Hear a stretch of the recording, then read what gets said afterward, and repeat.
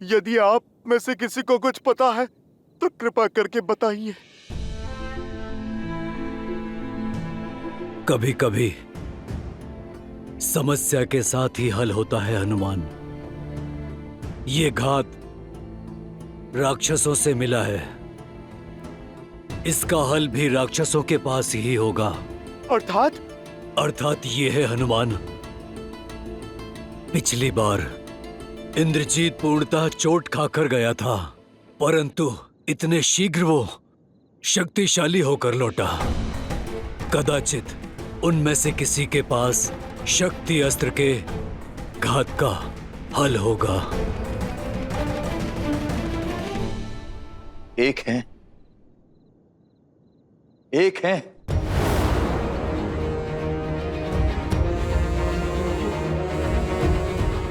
जिनके पास इस अस्त्र के विष की काट हो सकती है। विभीषण जी, कृपा करके आप उसका परिचय दीजिए।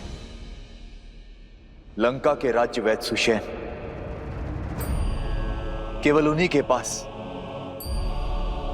लक्ष्मण जी के घात का उपाय मिल सकता, किंतु उन तक पहुंचना असंभव है।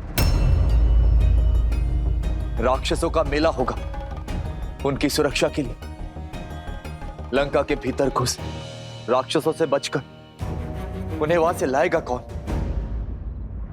हनुमान, शीघ्र अतिशीघ्र सुषेण को यहां लेकर आ।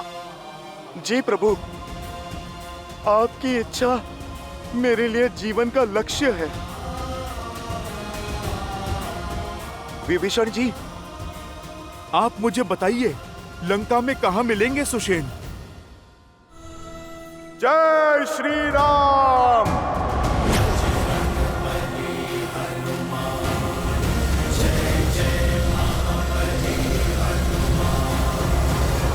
सावधान, लंकेश पधार रहे हैं।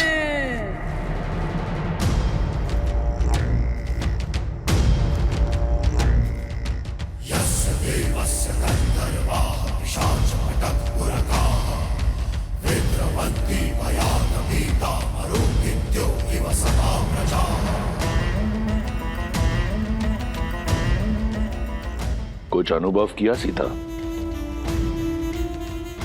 वायु की दिशा कुछ बदली बदली नहीं लग रही तुम्हें?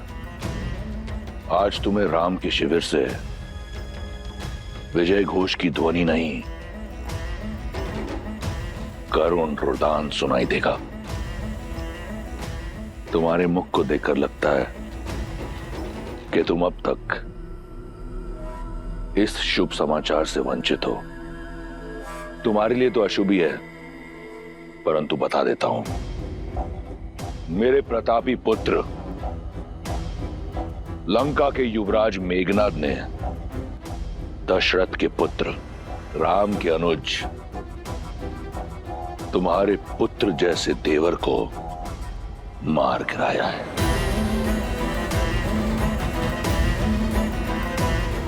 वो इस समय अपनी आखिरी सांसें ले रहा होगा।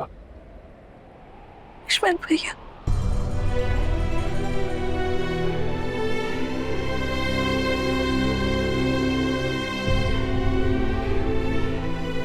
सुना है कि अयोध्या का भावी राजा कंगालों की भांति अपनी आशा को बैठा है। अहिल्या और शबरी जैसी स्त्रियों को तारने वाला स्वयं युद्ध भूमि में स्त्रियों की भांति बिलक बिलक कर विलाप कर रहा है। अपने अस्त्र धड़ा पर पटक कर पीछे हट गया है। लक्ष्मण के वियोग में अधमरा हो गया है। मैं जानता हूं कि ये सुनकर तुम्हें बहुत पीड़ा पहुंच रही होगी, ये जानकर कि राम की ये स्थिति है, परंतु तुम चिंता मत करो। मैं अधिक समय तक तुम्हें इस पीड़ा का अनुभव नहीं करने दूंगा। शीघ्र अतिशीघ्र राम को एक सुखद मृत्यु दूंगा, ताकि वो वहां जा सके अपने लक्ष्मण के पास। वहां लक्ष्मण भी तो अपने भाई की प्रतीक्षा कर रहा होगा। संघर्ष समाप्त हुआ सीता, अब तुम्हारे पास एक ही विकल्प है, लंकेश।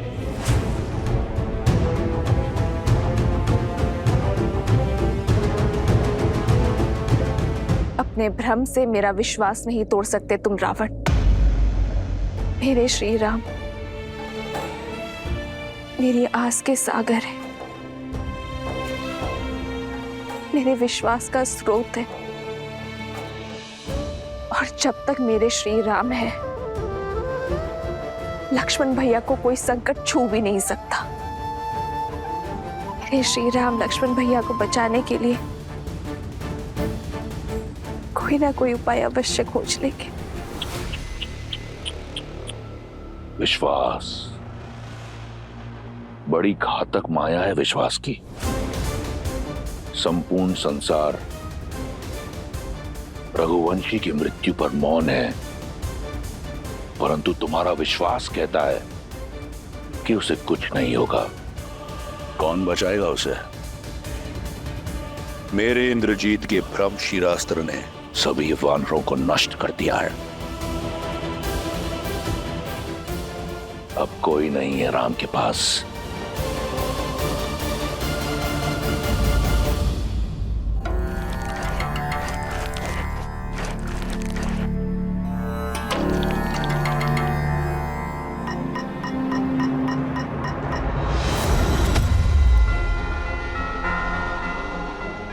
जय श्री राम।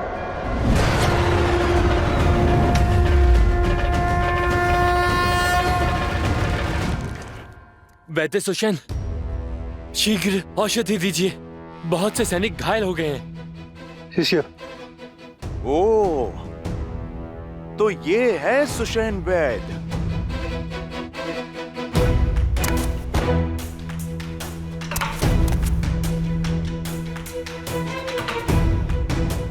लीजिए।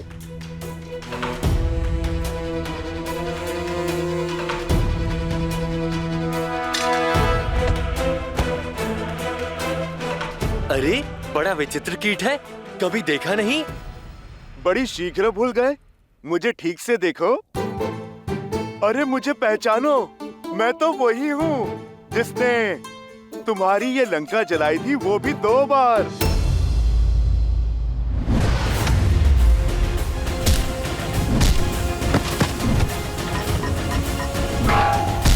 भागो, ये वही वानर है। भागो भागो भागो।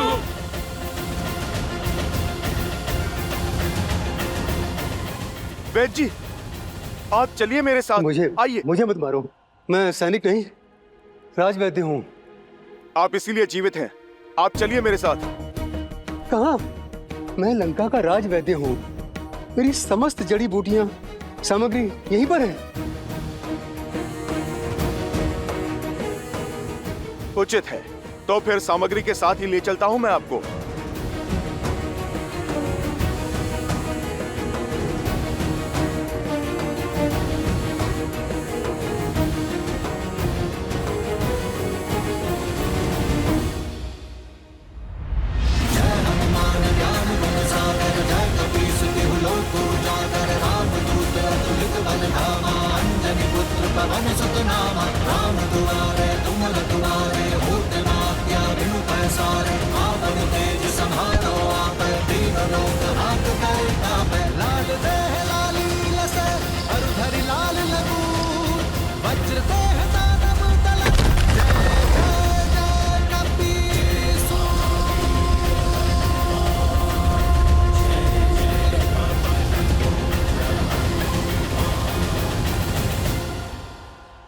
अरे तो क्या कर रहे हो?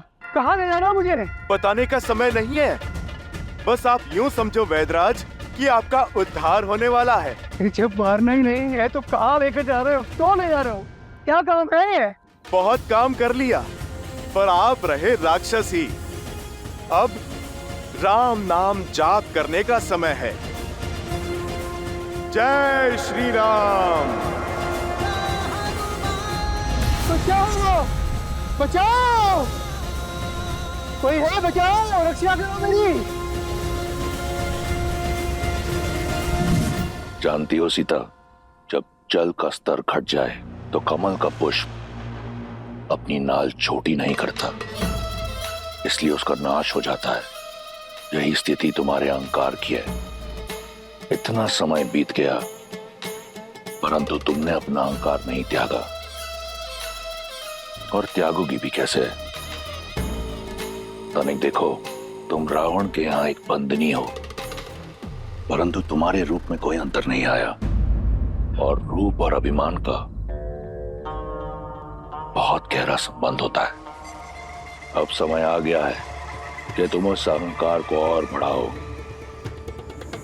क्योंकि तुम लंका की पटरानी बनने जा रही हो।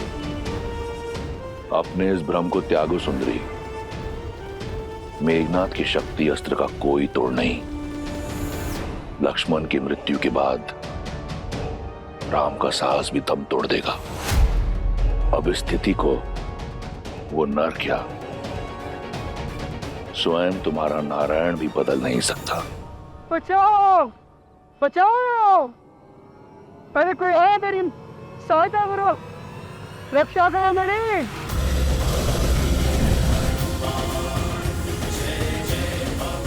बचाओ बचाओ। जुसेन, आंखें खुल गई रावण।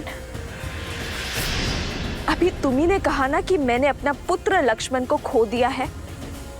अब तुम ध्यान से देखो, पर अभी मेरा दूसरा पुत्र हनुमान शेष है, और जब तक मेरा एक पुत्र हनुमान जीवित है,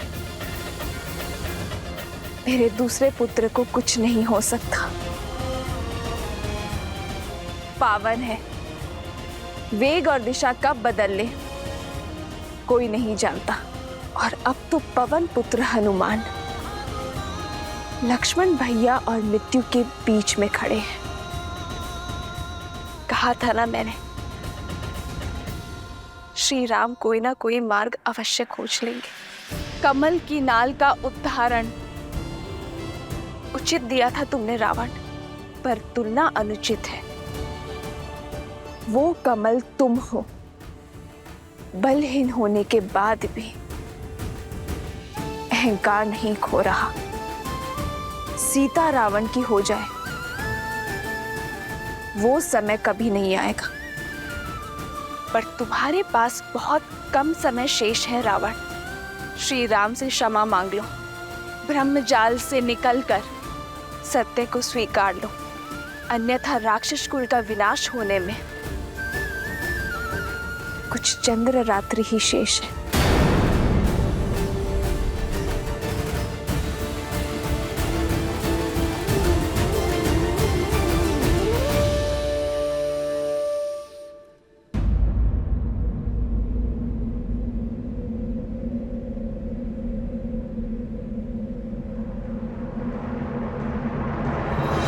श्री गुरु चरण सरोज रज, निज मन गुरु सुधारी, बरनऊ रघुबर बिमल जसु, जो दायक हाल चारी। जय श्री राम। जय हनुमान ज्ञान गुण सागर, जय कपीस तिहु लोक उजागर, राम दूत अतुलित बल धामा, अंजनी पुत्र पवन सुत नामा। प्रभु, वैद सुषेण प्रस्तुत है।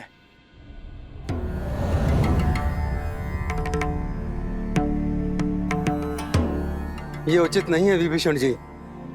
मुझे मेरी इच्छा के विरुद्ध यहाँ इस तरह लाया गया है। मेरा घर उखाड़ दिया गया और मैं।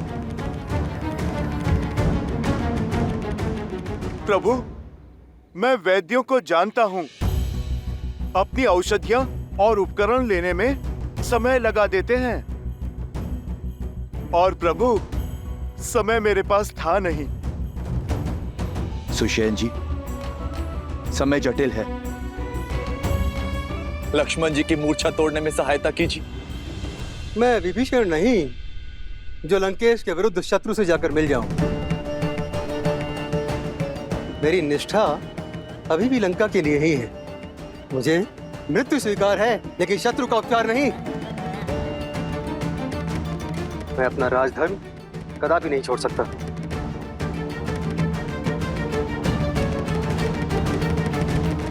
वैद्य जीवन देने की बात करते हैं वैद्यराज, जीवन लेने की नहीं।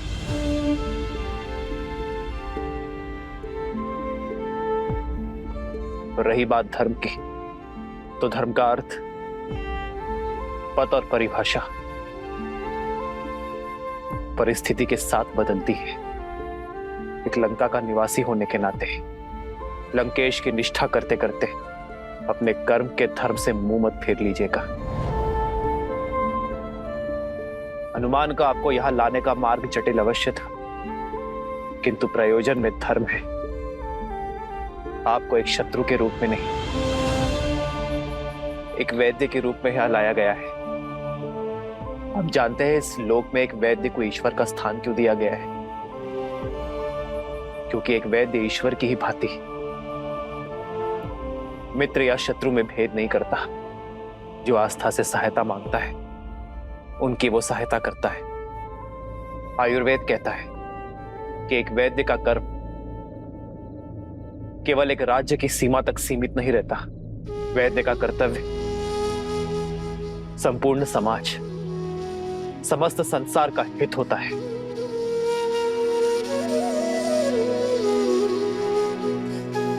ये मेरी आपसे विनती कि आप मेरे भाई की मूर्छा का उपाय कीजिए। आपको आदर सहित अपना राजधर्म निभाने के लिए लंका भेज दिया जाएगा।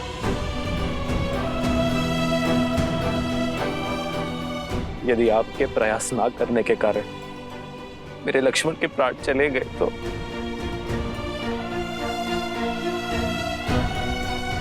तो आपकी विद्या, आपका वैद्य धर्म कलंकित हो जाएगा। किस काम का वो ज्ञान, किस काम की वो शिक्षा जो किसी के प्राण बचाने का प्रयास तक ना कर सके।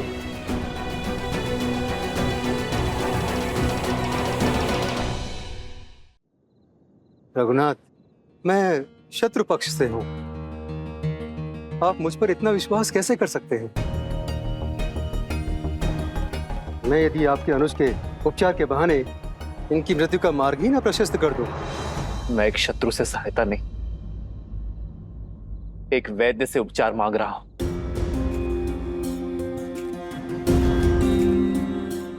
मैं अपना लक्ष्मण आपको सौंपता हूं, चाहे तो इसके प्राण बचा ले,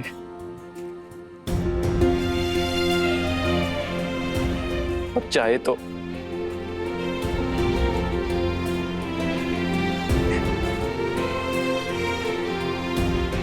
मुझे आप पर विश्वास है, ये मेरा चयन है, और आप अपने ज्ञान के साथ न्याय करते हैं या अपने वैद्य धर्म के साथ कपट। ये आपका चयन है।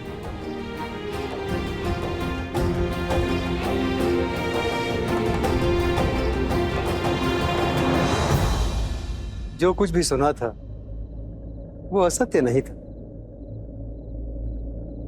धन्यवाद। मैं वैद्य तो बन गया, मगर मुझे वैद्य धर्म आपने सिखाया। आपने शत्रु के वैद्य पर विश्वास दिखाया है प्रभु। विश्वास रखिए, मेरी विद्या आपको निराश नहीं करेगी। वैद्यराज, धन्यवाद देने को बहुत समय है। पहले आप लक्ष्मण भैया की सुध कीजिए।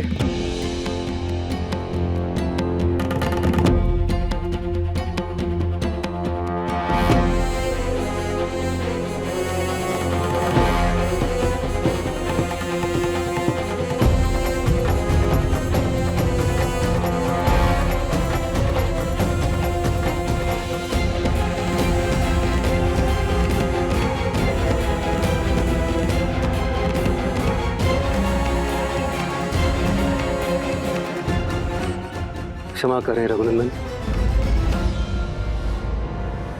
इंद्रजीत के अस्त्र ने बहुत गहरा घाव छोड़ा है।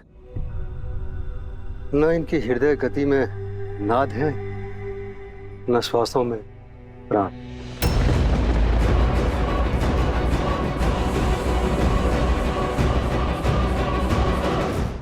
मेरे पास तो क्या, समस्त लंका में कोई ऐसी औषधि, कोई ऐसा उपाय नहीं है जो इनके प्राण बचा सके। मैं विवश हूं, मेरे हाथ में कुछ नहीं।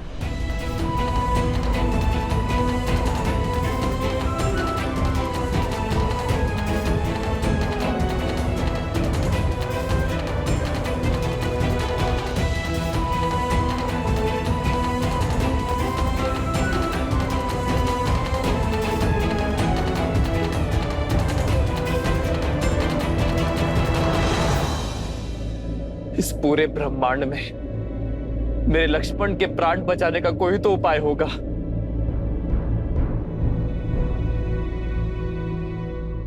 उपाय है तो, किंतु असंभव है। कर्मवीर अपने कर्म से हर असंभव को संभव कर देते हैं।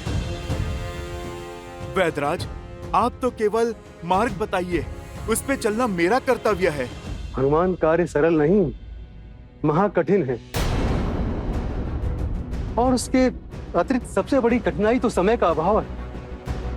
लक्ष्मण के पास केवल सूर्योदय तक का समय, जिसे पाने के लिए भी देवताओं को वर्षों संघर्ष करना पड़ा।